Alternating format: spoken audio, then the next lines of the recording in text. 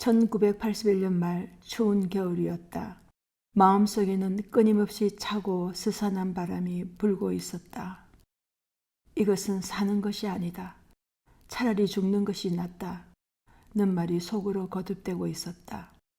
10대 중반부터 관절염에 걸려 심한 염증으로 관절들이 변형되고 척추가 굽어지고 기형이 되어가는 몸. 밤낮 통증으로 고통받고 세월이 갈수록 더 악화되는 불치 강직성 척추염. 나로 인해 모든 것을 다 바쳐 치료하며 이미 오랜 세월 고통을 당하시는 부모님에게 세월이 갈수록 더 불구가 되어가고 고통스러워하는 비참한 모습을 보여드리는 것보다 차라리 죽는 것이 나을 것이라고 생각했다. 계속되는 통증과 절망으로 스스로도 더 견딜 수 없는 심정이었다. 어느 날 비장한 결심을 하고 산속의 한 대형 금식기도원으로 올라갔다. 더 이상은 희망 없는 치료들에 돈 들이고 몸과 마음으로 고생하고 실망만 거듭하며 살아갈 수는 없다. 이것이 마지막이다. 두 가지 중 한 가지다. 무기한 금식기도를 실시하여 하나님을 만나면 살 길이 열릴 것이고 만나지 못하면 굶어서 죽을 것이다. 굶어서 죽는 것이 죽지도 못하는 병을 지고 괴롭게 사는 것보다 낫다. 멀리서부터 찾아 올라간 크고 유명한 금식기도원에는 수많은 사람들로 가득 차 있었다. 2,000명이 넘어 보이는 많은 사람들 중 대부분은 병자들이었다. 파산을 하거나 다른 문제로 올라온 사람들도 있었지만 주위를 보면 모두 다 중환자들이었다. 관절병으로 바닥에 뒹굴며 발작하는 고등학교 남학생, 암 사형 선고를 받고 20일 동안 금식기도하는 30대 부부. 사람들은 필사적으로 하나님을 찾고 또 찾으면서 부르짖었다. 나는 그 중에서도 가장 비참한 환자로 여겨졌다.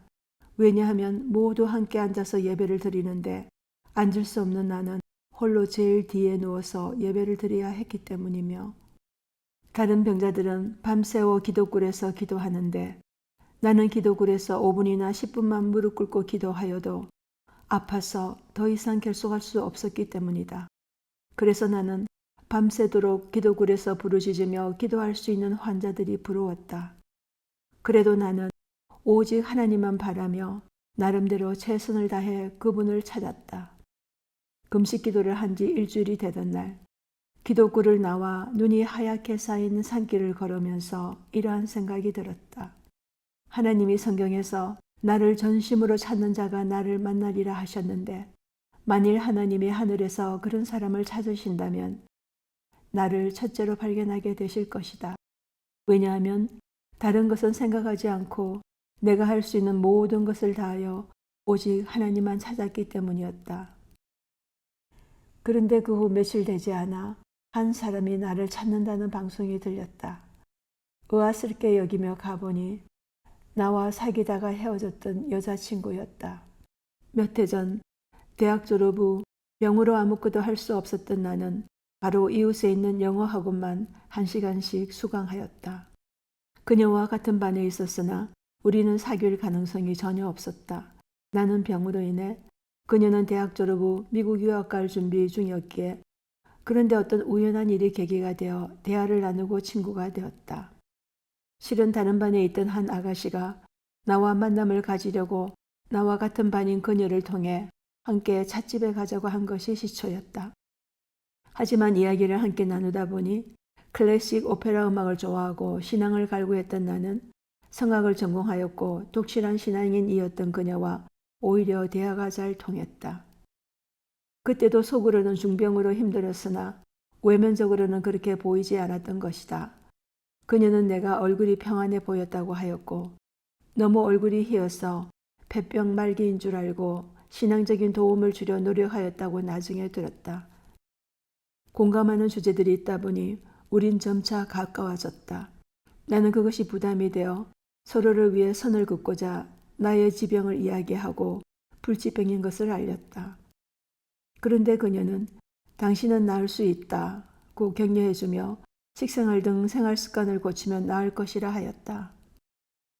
그러나 나는 첨단 의학이 고치지 못하는 나의 병을 그런 간단한 방법들로 고칠 수 있다는 것은 믿겨지지 않았다.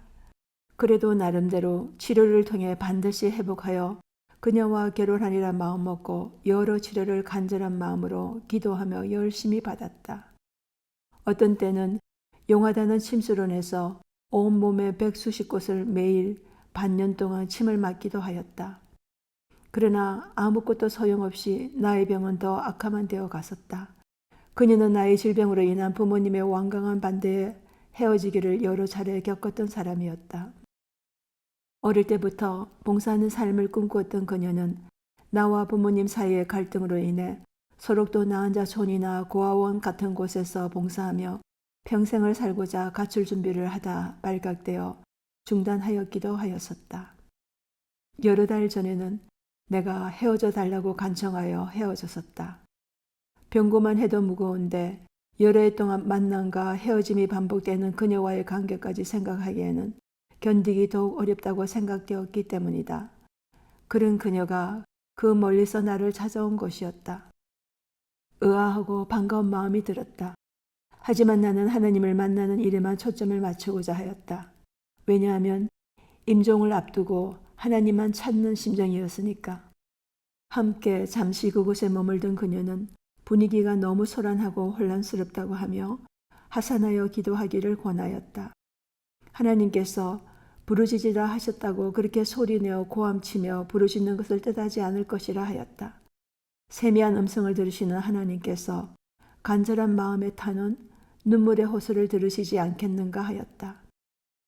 그러고 보니 단상에서는 목회자들이 성령 내리는 소리를 낸다고 쉬 하며 인위적으로 소리를 지르고 있었고 각종 전자악기들로 소음을 고조시키고 있었다.